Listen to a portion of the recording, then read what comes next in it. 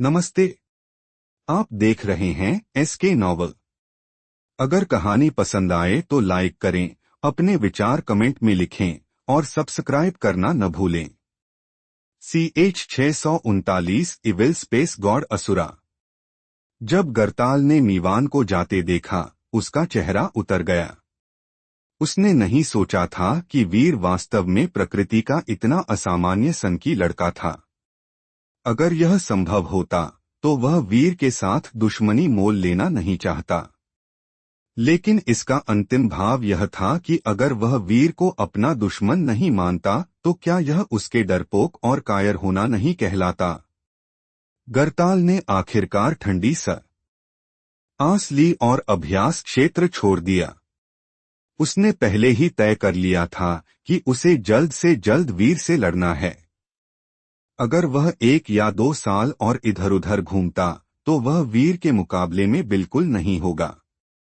Sir वीर, यह आपकी योग्यता का टोकन है और साथ ही विशिष्ट शीर्षक वाले असुराओं की किंग्स केज में प्रवेश के लिए एक विशिष्ट परिचय जेड स्लिप है।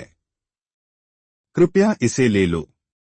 नियंत्रक कल्पान ने सम्मानपूर्वक वीर को एक टोकन और जेड स्लिप भेंट की। उसके शिष्टाचार से भरे कार्य सबसे त्रुटिहीन और विनम्र स्थिति में थे। उसने कभी नहीं सोचा था कि इतने सालों तक इस क्षेत्र का प्रबंधन करने के बाद वह एक विशिष्ट शीर्षक वाले असुरा के जन्म का गवाह बनने वाला व्यक्ति होगा। धन्यवाद। वीर ने योग्यता टोकन प्राप्त किया। जेड स्लिप को संक्षेप में देखने के बाद उसे सामान्य रूप से समझ में आ गया कि किंग्स केज क्या है। हाँ, भाई वीर, आपने वास्तव में उस चमकदार उपलब्धि से सभी को चकित कर दिया। गरताल के जाने के बाद रिसूना हंसने लगा। वह गरताल की पराजित अभिव्यक्ति को देखकर बहुत खुश था। उन दोनों के बीच शुरू से ही कभी दोस्ताना संबंध नहीं थे। मैंने कभी इसकी उम्मीद नहीं की थी। लूना ने अपना मुंह ढक लिया। उसकी आंखें अविश्वास से भर गई और इसी भाव के साथ उसने वीर को देखा। यह एक सौभाग्य से ज्यादा कुछ नहीं है, वीर ने लापरवाही से कहा। सच में स्काईफॉल एरिना में कोई भी फाइटिंग मास्टर नहीं जानता था कि वह केवल 19 साल का था। अगर उन्हें पता होता तो ये लोग शायद डरावने आतंक में पड़ जाते। भाई वीर, अपनी योग्यता परीक्षा से भयानक रैंक प्राप्त करने के बाद आप किंग्स केज के संबंधित स्तर में प्रवेश कर सकते हैं। क्या भाई वीर अभ्यास करने जाना चाहेंगे या अभी कुछ पीना चाहेंगे? वीर ने कहा, भाई रिसूना, आपकी दयालुता के लिए धन्यवाद, लेकिन मैं जल्द से जल्द अभ्यास करना चाहूंगा। योग्यता परीक्षण को पार करने के दौरान मुझे कुछ समझ मिली है और मैं इन फीकी अंतर्दृष्टि पर ध्यान लगाना चाहता था। ठीक है, फिर मैं विदा लेना चाहूंगा। रिसूना ने अपनी मुट्ठियां आपस में मिला लीं। बदले में वीर ने भी अपनी मुट्ठियां आपस में मिला लीं। लेकिन इस समय अचानक पास से एक आवाज सुनाई दी। सर वीर, क्या आप ड्रिंक के लिए चलना चाहेंगे? मैं जाना चाहूंगा। हाँ। मम्मत। वीर ने पीछे मुड़कर देखा तो एक छोटा इंपा दिखाई दिया जो मुश्किल से 6 फीट का था। उसने एक ढीली कढ़ाई वाली पोशाक पहनी हुई थी और आगे बढ़ते हुए मुस्कुराया। तुम क्या चाहते हो? वीर ने पूछा। जैसे ही रिसूना ने इस व्यक्ति को देखा, उसने अपनी भौहें सिकोड़ लीं। उसने स्पिरिचुअल एनर्जी ध्वनि संचरण के साथ वीर से कहा, यह व्यक्ति हाई लॉर्ड हसन का प्रतिनिधि है। मेरा अनुमान है कि वह आपके साथ सौदा करने के लिए यहाँ आया है। मैं इस स्थिति में आपके साथ नहीं जाऊंगा। भाई वीर, निर्णय लेने से पहले अपने फायदे और नुकसान खुद ही तय कर लें और आपको शुभकामनाएं, रिसूना ने कहा और वह लूना के साथ चला गया। जैसे ही लूना चली गई, उसने इस छोटे इंपा आदमी को घूर कर देखा। उसकी आंखें स्पष्ट घृणा और घोर नीचता से भरी हुई थीं। इंपा आदमी ने इसे अनदेखा किया और कहा, सर वीर, मैंने पहले से ही ब्लूस्टोन टी हाउस में एक टेबल आपके लिए बुक कर दी है। मुझे लगता है कि क्या सर वीर थोड़ी बातचीत के लिए मेरे पीछे वहां आना चाहेंगे। मेरे पास सर वीर को बताने के लिए एक अद्भुत समाचार है। कोई जरूरत न ई यहाँ जो कहना है कहो, वीर ने उदासीनता से कहा। हो इम्पा आदमी शर्मिंदा नहीं था। उसने मुस्कुराते हुए कहा, ऐसा लगता है कि सर वीर पहले से ही जानते हैं कि मैं यहाँ क्यों हूँ। तो मैं इस मामले को संक्षिप्त में व्यक्ति करूंगा। सर हाई लॉर्ड हसन आपकी बहुत सराहना करते हैं। यदि आप चाहें तो आप सर हाई लॉर्ड के लिए वचनबद्ध होने और 50 वर्षों के लिए उनकी सेवा में प्रवेश करने का विकल्प चुन सकते हैं। इस अवधि के दौरान आप स्काईफॉल एरिना के सभी अभ्यास और कल्टीवेशन के संसाधनों का उपयोग अपनी इच्छानुसार कर सकते हैं। यह बहुत अच्छी खबर है। स्काईफॉल एरिना के अभ्यास संसाधनों की तुलना पवित्र भूमि से भी नहीं की जा सकती। बिना किसी अतिशयोक्ति के यह पूरे होली डीमन कॉन्टिनेंट में अभ्यास के लिए सबसे अच्छी भूमि है। मुझे जानने में खुशी होगी कि क्या सर वीर क्षमा करें, लेकिन मेरा ऐसा करने का कोई इरादा नहीं है। वीर ने आगे चर्चा के लिए कोई जगह नहीं छोड़ते हुए साफ मना कर दिया। यंग हीरो वीर, यह एक ऐसी किस्मत है जो दूसरों को नहीं मिल सकती, चाहे वे इसे कितना भी चाहें। आप नहीं जानते कि कितने लोग इस पद से ईर्ष्या करते हैं। यह तो बताने की जरूरत ही नहीं कि आपको सिर्फ 50 साल की सेवा के लिए खुद को समर्पित करना है। वास्तव में आपको इतने लंबे समय तक रहने की भी जरूरत नहीं है। सर वीर के असामान्य टैलेंट के कारण आपको ज्यादा से ज्यादा 1 दर्जन साल सेवा करनी होगी। जब तक क्या आपने बोलना बंद कर दिया? मुझे अभ्यास के लिए जाना है, वीर ने अपने निर्णय से अडिग अंदाज में कहा। इस दुनिया में कोई मुफ्त भोजन नहीं था। एक सोल कॉन्ट्रैक्ट, आत्मा का वचन पर हस्ताक्षर करने और स्काईफॉल एरिना का कुत्ता बनने के बाद, हालांकि वह अपनी इच्छानुसार अभ्यास संसाधनों का उपयोग करने में सक्षम होगा, उसे स्काईफॉल एरिना के लिए नए उभरते प्रतिभाशाली लोगों के विकास को रोकने की आवश्यकता होगी। दूसरे शब्दों में, वह स्काईफॉल एरिना के हाथ की तरह काम करेगा। उदाहरण के लिए, दूसरी मंजिल पर पिनाक की भूमिका भी यही थी। इम्पा के चेहरे का रंग कुछ बदसूरत था। अच्छा हो या बुरा, वह अभी भी हाई लॉर्ड का अधीनस्थ था, फिर भी वीर ने उसके साथ ऐसा व्यवहार किया। इम्पा की मुस्कान सख्त हो गई और उसने ठंडे स्वर में कहा, वीर, एक बुद्धिमान व्यक्ति जानता है कि कब पीछे हटना है। यदि आप इतने जिद्दी बने रहेंगे, तो आपके पास एकमात्र विकल्प स्काईफॉल एरिना को छोड़ना है, नहीं तो आप खुद पर बड़ी विपत्ति ला सकते हैं। ये अंतिम शब्द स्पिरिचुअल एनर्जी ध्वनि संचरण के माध्यम से बोले गए थे। वीर इस धमकी से विचलित नहीं हुआ। उसने शांति से कहा, मुझे स्काईफॉल एरिना के लाभों के नियंत्रण या इसके सत्ता संघर्ष में कोई दिलचस्पी नहीं है। अधिक से अधिक मैं स्काईफॉल एरिना में अगले 2 वर्षों तक रहूंगा। मेरा आपके हाई लॉर्ड्स को दुश्मन बनाने का कोई इरादा नहीं है। मैं केवल शांतिपूर्वक अभ्यास करना चाहता हूं।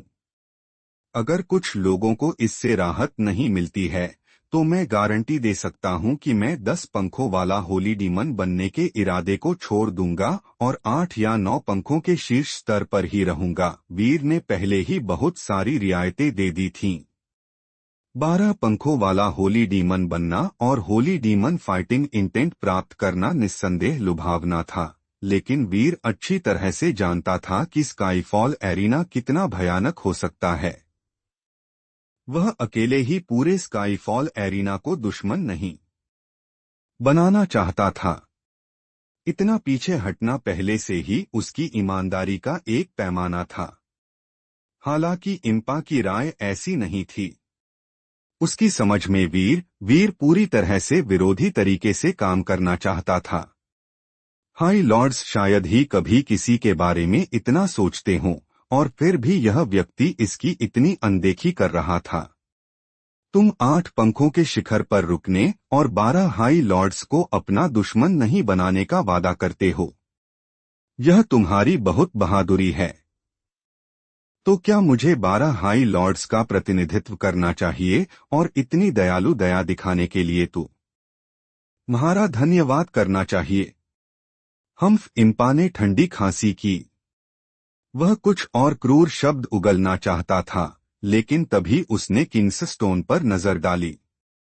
पत्थर की पट्टिका के शीर्ष पर सुनहरी रोशनी अभी तक मंद नहीं हुई थी।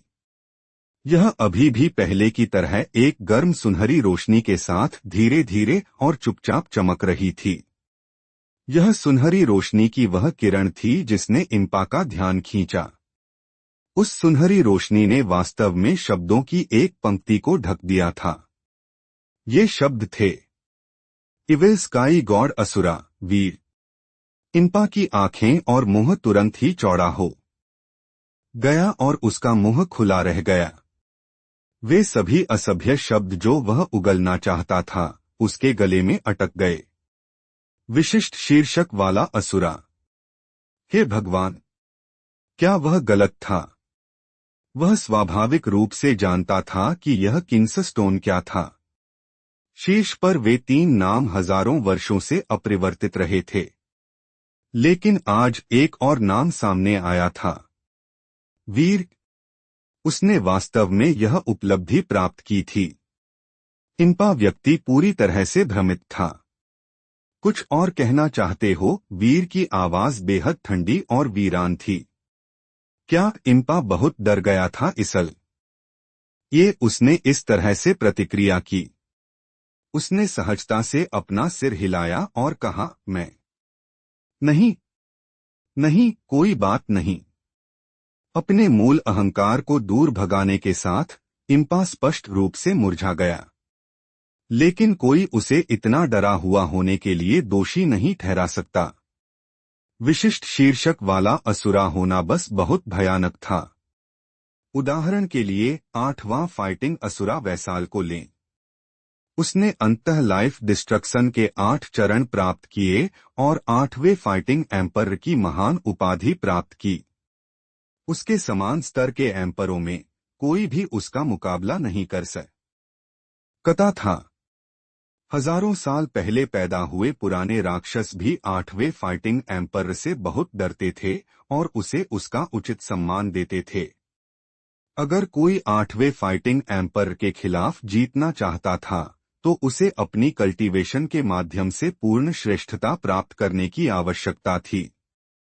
अन्यथा वह 8वें फाइटिंग एम्पर द्वारा निर्दयतापूर्वक मारा जाएगा। यह सोचकर कि वीर भविष्य में ऐसा व्यक्ति बन जाएगा, इम्पा को अपनी खोपड़ी में झुनझुनी महसूस हुई। अगर उसने वास्तव में ऐसे व्यक्ति को नाराज किया, तो स्काईफॉल एरिना भी उसकी रक्षा करने में सक्षम नहीं होगा। इस प्रकार उसने सिर हिलाया और डरते हुए कहा, सर वीर, यह छोटा नौकर आखिर में जाना चाहेगा। इम्पा ऐसे चला गया जैसे वह भाग रहा हो। उसने वीर के सामने फिर से हाई लॉर्डों के लिए निष्ठा की प्रतिज्ञा करने की बात का उल्लेख करने की हिम्मत नहीं की। कितने मजाक की बात है। स्काईफॉल एरिना के 12 हाई लॉर्ड्स में से मुख्य हाई लॉर्ड के अलावा जो टॉवर मास्टर भी थे, अन्य 11 हाई लॉर्ड्स उच्च असुरा भी नहीं थे। उनमें से कई ऐसे भी थे जो मध्यम असुरा भी नहीं थे, इसलिए वे कैसे उम्मीद कर सकते थे कि एक विशिष्ट शीर्षक वाला असुरा खुद को उनके अधीन कर लेगा। किंग्स स्टोन पर कई नाम थे, लेकिन यह कुल 10,000 वर्षों का संचय था। यह पूरे होली डीमन कॉन्टिनेंट के इतिहास के विभिन्न कालखंडों से सभी टैलेंटेड यंग मास्टरों का संगम था। उच्च असुरा की तो बात ही छोड़िए, एक साधारण असुरा भी अपनी पीढ़ी का अद्वितीय टैलेंट वाला यंग मास्टर होता था। इम्पा जितनी जल्दी हो सके ट्रांसमिशन एरे की ओर भागा, सीधे चौथी मंजिल पर गया जहां हाई लॉर्ड था। सर हसन, बहुत बुरी खबर है। इम्पा मूल रूप से छोटा था। अपने मोटे शरीर के साथ वह एक गोल उछलती हुई गेंद की तरह लग रहा था जब वह गलियारे से लड़खड़ाता हुआ और लुढ़कता हुआ ऊपर की ओर बढ़ा। हाई लॉर्ड हसन ने घबराए हुए इम्पा को देखते हुए भौहें सिकोड़ी। हो, उसने ठंडे स्वर में चिल्लाया, तुम इतने घबराए हुए क्यों? मोटा इम्पा सांस फूलते हुए जमीन पर घुटनों के बल बैठ गया। सर, ये बुरा है। वीर एक विशिष्ट शीर्षक वाला असुरा बन गया है और उसने अभी अभी अपने किंग्स केज के योग्यता परीक्षा से यह उपलब्धि अर्जित की है। मुझे पहले से ही पता है, हाई लॉर्ड हसन ने ठंडे स्वर में उत्तर दिया। उसका चेहरा तमतमा रहा था। सच में वह सबसे पहले जानने वालों में से था कि वीर एक विशिष्ट शीर्षक वाला असुरा बन गया है। उसे इस आदमी को फिर से यह बताने की कोई जरूरत नहीं थी। जब उसने पहली बार यह खबर सुनी तो वह भी घबरा गया, पूरी तरह से भयभीत हो गया। एक उच्च असुरा, इसके पीछे बहुत सारे अर्थ थे। इस तरह का व्यक्ति स्काईफॉल एरिना की शक्ति के दायरे से भी आगे निकला हुआ होता है। इसमें पूरे होली डीमन कॉन्टिनेंट का जाति युद्ध शामिल था। जब इम्पा ने हाई लॉर्ड हसन को चुप देखा तो उसे समझ नहीं आया कि क्या करें। उसने कमजोर ढंग से प्रस्ताव रखा। सर, वीर ने एक पल पहले वादा किया था कि वह हमारे साथ दुश्मनी नहीं करेगा। शायद हम इस पर एक नजर डाल सकते हैं और अपनी रणनीति बदल सकते हैं। हम वीर के साथ अच्छे संबंध बनाए रख सकते हैं और उसे भड़का नहीं सकते। अगर हम ऐसा करते हैं तो भविष्य में हम बेवकूफ, हाई लॉर्ड हसन ने ठंडे स्वर में चिल्लाया। इम्पा डर गया। वह तुरंत फर्श पर गिर पड़ा, अब और कुछ कहने की हिम्मत नहीं कर रहा था। वह 8वां फाइटिंग एम्पर पहले सर यही सबसे अच्छा उदाहरण है। अगर हम एक बाघ पालते हैं तो यह हमारे लिए आपदा को वापस लाने जैसा है। यह अनिवार्य रूप से वापस काटेगा। अगर हम किसी दूसरे इंसान को 12 पंखों वाला होली डीमन बनने देते हैं और वह बाद में एक डिवाइनसी स्तर सर्वोच्च एल्डर बन जाता है तो ब्लड स्लॉटर लैंड की नींव हिल जाएगी। हाई लॉर्ड हसन ने अब यह नहीं सोचा कि वीर स्काईफॉल एरिना के अंतर्गत आने के लिए स्प्रिट कॉन्ट्रैक्ट पर हस्ताक्षर कर सकता है। इस स्तर के टैलेंट वाला व्यक्ति एक गहरे तालाब में एक ड्रैगन की तरह था। उनकी क्षमता असीम थी। वे दूसरों को उन पर बेड़ियां डालने के लिए कैसे तैयार होंगे? उसे तो छोड़िए, यहाँ तक कि उस हाई असुरा मीवान ने भी आत्मा अनुबंध पर हस्ताक्षर करने से इनकार कर दिया। वे ऐसे व्यक्ति थे जिनका अभिमान शिखर पर पहुंच गया था। क्या वे कभी दूसरे लोगों के लिए कुत्ते बनने को तैयार होंगे? हालांकि मीवान की पृष्ठभूमि असाधारण थी। उसके पीछे की ताकत ने स्काईफॉल टॉवर के टॉवर मास्टर के साथ बातचीत की और व्यक्तिगत गारंटी प्राप्त की। अंत में स्काईफॉल एरिना समझौता करने को तैयार हो गया। लेकिन वीर अलग था। कोई भी यह पता लगाने में कामयाब नहीं हुआ था कि वीर के पीछे कौन सी बड़ी शक्ति है जो उसका समर्थन कर रही है। लेकिन अगर वे ऐसा करते भी तो वह शक्ति केवल दुश्मन ही हो सकती थी। ऐसा इसलिए था क्योंकि वीर एक इंसान था। CH 640 तुरंत रुक जाओ। कोई भी यह पता लगाने में कामयाब नहीं हुआ था कि वीर के पीछे कौन सी बड़ी शक्ति है जो उसका समर्थन कर रही है। लेकिन अगर वे ऐसा करते भी तो वह शक्ति केवल दुश्मन ही हो सकती थी। ऐसा इसलिए था क्योंकि वीर एक इंसान था। जिस प्रकार 8वें फाइटिंग एम्पर ने स्काईफॉल टॉवर की रातों को बेचैन कर दिया था, तो फिर वे किसी अन्य मानव को सर्वोच्च एल्डर के पद पर आसीन होने तथा ब्लड स्लॉटर लैंड को खतरे में डालने की अनुमति कैसे दे सकते थे? हाई लॉर्ड हसन उदास था और वह खड़ा हुआ। वह सीधे मीटिंग हॉल की ओर बढ़ा।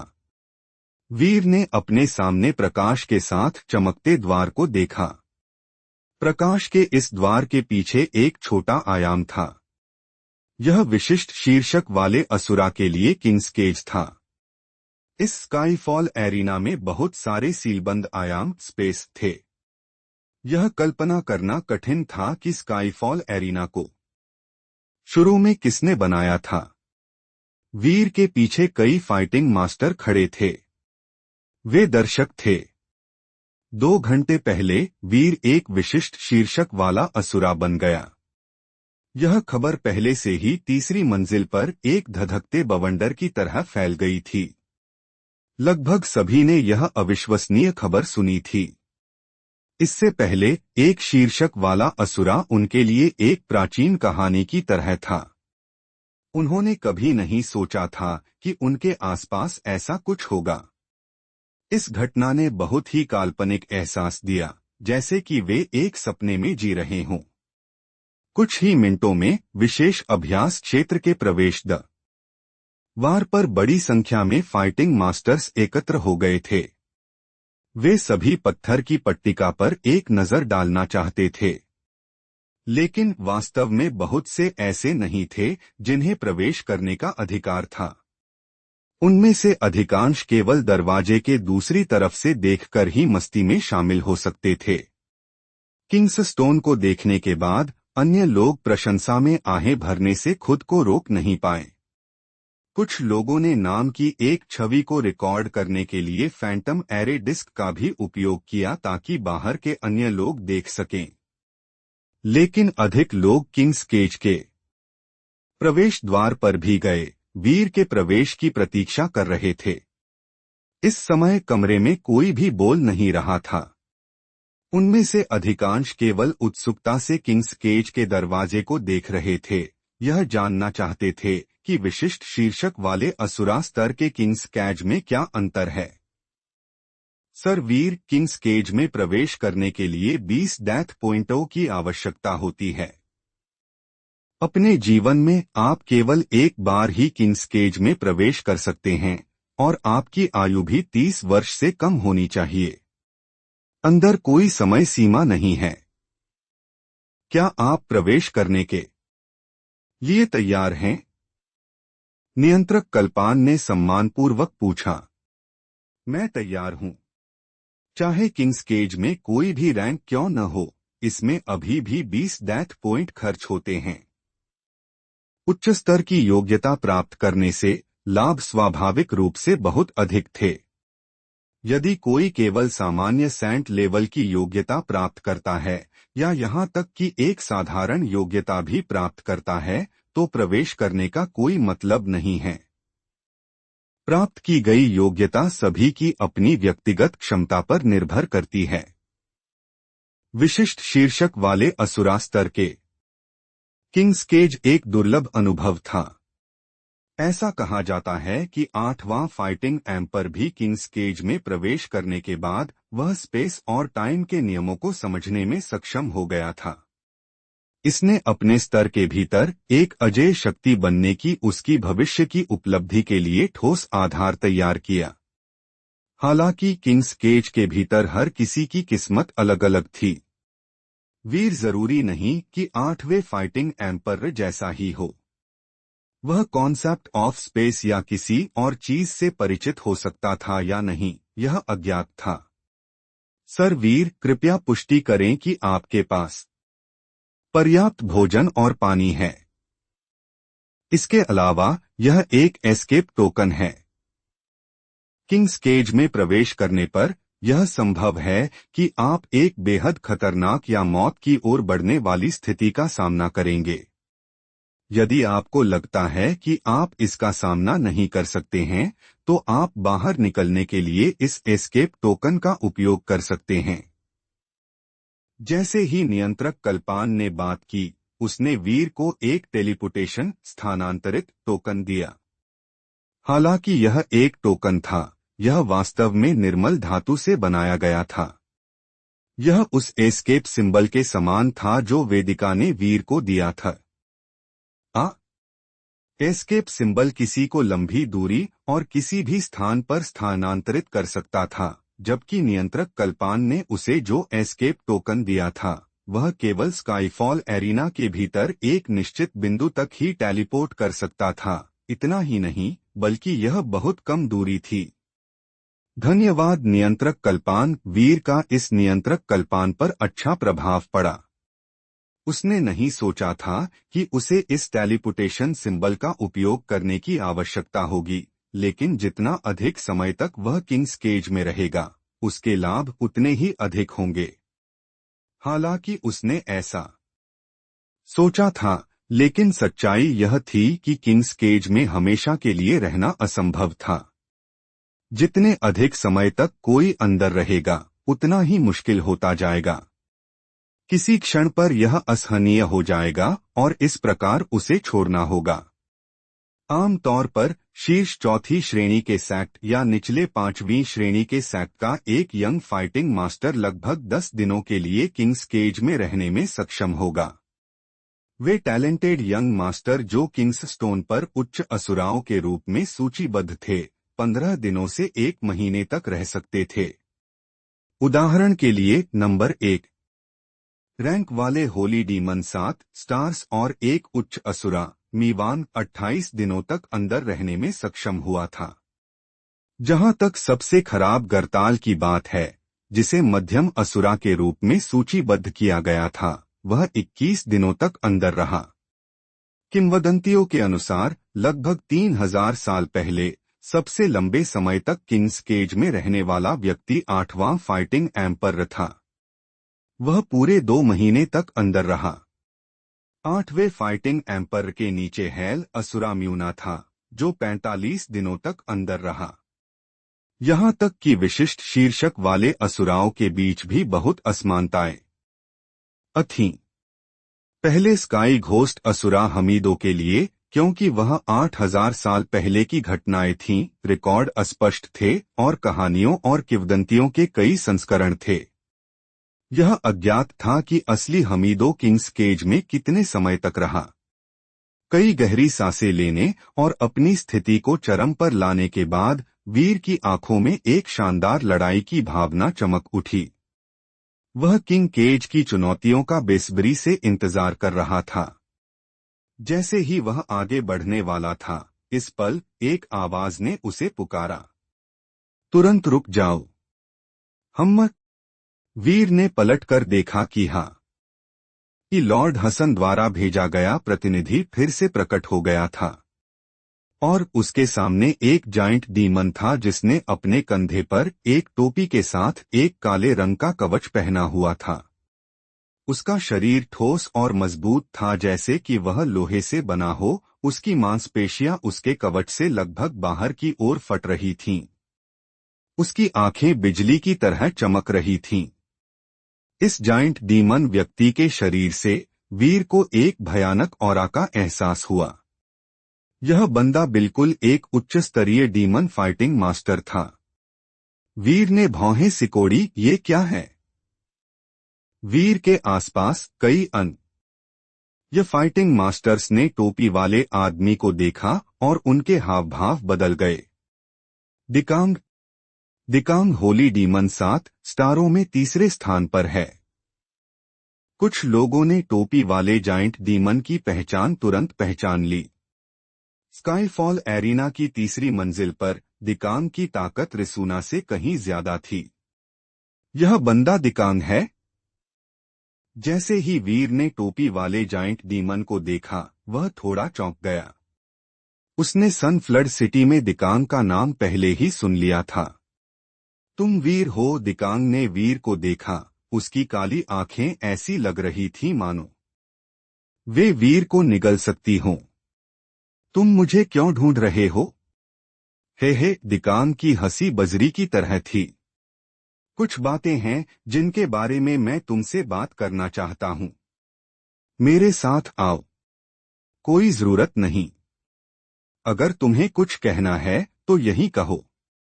मैं अपने अभ्यास में व्यस्त हूं। वीर की आवाज शांत थी, लेकिन उसमें एक हल्की सी तीखी आभा थी। हम वीर द्वारा सीधे अस्वीकार किए जाने के बाद दिकांग थोड़ा नाराज हुआ।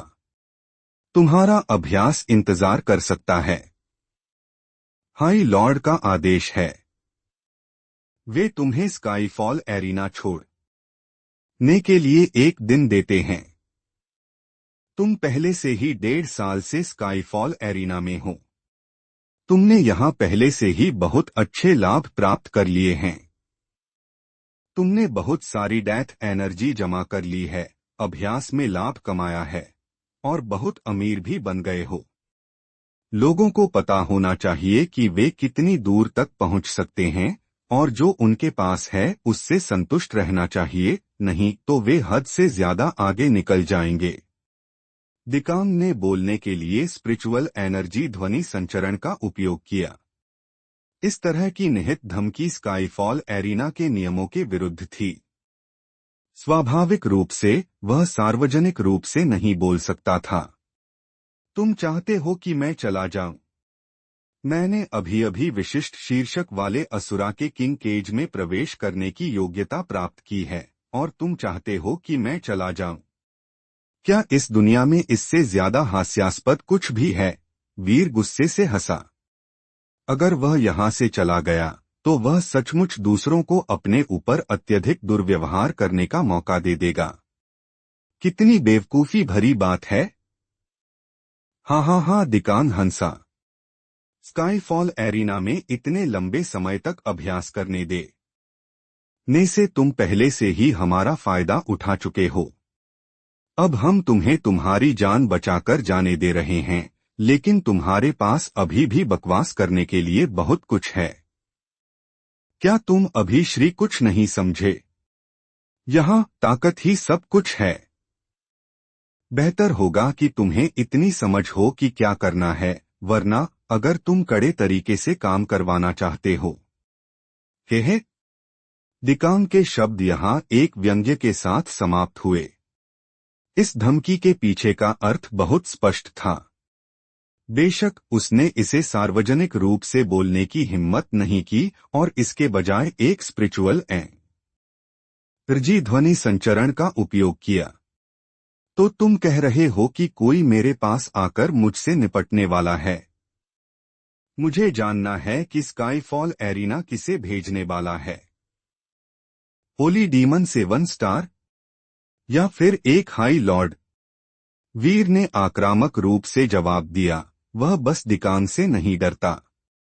अगर वीर की वास्तव में हत्या कर दी गई थी तो यह वास्तव में एक परेशानी का विषय होगा। वीर बस बहुत शक्तिशाली था, उसे मारने से बहुत बड़ी गड़बड़ हो जाती। अगर कोई हाई लॉर्ड व्यक्तिगत रूप से ऐसा करता है तो यह स्काईफॉल एरिना के नियमों का स्पष्ट उल्लंघन होगा। अगर ऐसी स्थिति उत्पन्न होगी तो स्काईफॉल एरिना में जाने वाले सभी शक्तिशाली लोगों को मार दिया जाएगा कि अफवाह जंगल में आग की तरह फैल जाएगी। अगर ऐसा हुआ तो फिर और कौन स्काईफॉल एरिना में आने की हिम्मत करेगा? दिकांग ने मुंह बनाया। ऐसा लगता है कि तुम अंत तक विरोध करने वाले हो। ठीक है, मैं एक कदम पीछे हटता हूँ। अगर तुम स्काईफॉल एरिना छोड़ देते हो तो मैं तुम्हें निम्न ग्रेड की डीमन गॉड बोन का एक टुकड़ा दूंगा। यह मेरी अंतिम पेशकश है। Daemon God bone. वीर के दिमाग में हलचल मच गई। हम शायद तुम नहीं जानते कि ऐसी चीज कितनी कीमती होती है।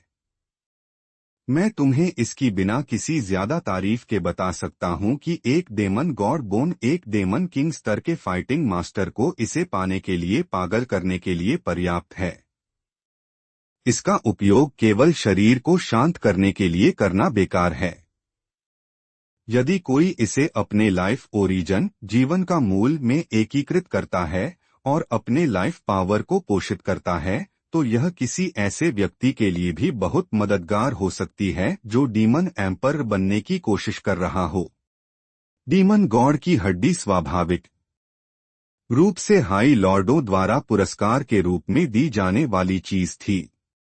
दिकांग इसे वीर को नहीं देना चाहता था, लेकिन वीर को इतना जिद्दी और विद्रोही देखकर वह अनिच्छा से ही यह शर्त रख सकता था। लाफई पावर को पोषित करने के लिए इसे अपने लाइफ ओरिजिन में एकीकृत करें। यह डीमन किंग की शक्ति को डीमन एम्परर स्तर की अड़चन से बाहर निकलने में मदद कर सकती है। इसका उपयोग शरीर को शांत करने के लिए किया जा सकता है, लेकिन इतना करना बेकार होगा। मैं समझता हूं। वीर ने दिकांग के शब्दों से बहुत कुछ सीखा। यह स्पष्ट था कि दिकांग को नहीं पता था कि वीर ने पहले ही डीमन गॉड की हड्डी प्राप्त कर ली है। वीर के पास मौजूद डीमन गॉड की हड्डी के बारे में उसके ज्ञान के अनुसार एक निम्न श्रेणी की डीमन गॉड की हड्डी एक मुर्गी के अंडे के आकार की थी। वीर के पास जो थी वह कबूतर के अंडे के आकार की थी। यह डीमन गॉड की हड्डी थी जो पहले पिनाक को दी गई थी। दूसरी मंजिल के राजा के रूप में अपनी स्थिति के साथ एक साधारण पिनाक कबूतर के अंडे के आकार का एक डीमन गॉड की हड्डी प्राप्त कर सकता है, लेकिन उसके अपने विशिष्ट शीर्षक वाले असुरा स्तर के किंग्स केज अभ्यास क्षेत्र की योग्यताएं जो 3000 वर्षों में नहीं देखी गई थीं, केवल मुगरी के अंडे के आकार की डीमन गॉड की हड्डी के लिए योग्य हो सकती थीं। यह बहुत सस्ता सौदा था। मुझे खेद है, लेकिन मुझे कोई दिलचस्पी नहीं है। दिकांग अब गुस्से से जल उठा था। वीर, मैं तुम्हें एक सलाह देता हूं। लोगों को बहुत लालची नहीं होना चाहिए, क्योंकि लालची हमेशा मर जाते हैं। स्काईफॉल एरिना में क्या तुमने डीमन ब्लड क्रिस्टल अभ्यास के संसाधन, पिले, ट्रेजर्स, जेड स्लिप्स और अन्य सभी प्रकार की चीजें प्राप्त नहीं की हैं? अब तुम बिना किसी बकवास के शांति से बाहर निकल सकते। वीर की आंखों में एक ठंडी रोशनी चमक उठी। उसने अब स्पिरिचुअल एनर्जी ध्वनि संचरण का उपयोग नहीं किया और स्पष्ट रूप से और जोर से कहा, स्काईफॉल एरिना एक ऐसी भूमि है जहां कोई भी प्रवेश कर सकता है। तुमने कहा कि मैंने बहुत बड़ी मात्रा में डीमन ब्लड क्रिस्टल अभ्यास के संसाधन, पिले, ट्रेजर्स, जेड स्लिप्स और क्या क्या प्राप्त किया। खैर, यह गलत नहीं है। हालांकि यह मुझे स्काईफॉल एरिना द्वारा प्रदान नहीं किया गया है, लेकिन यह वही है जो मैंने अपने जीवन और मृत्यु के संघर्षों के माध्यम से अर्जित किया है। इसका तुमसे क्या लेना देना है?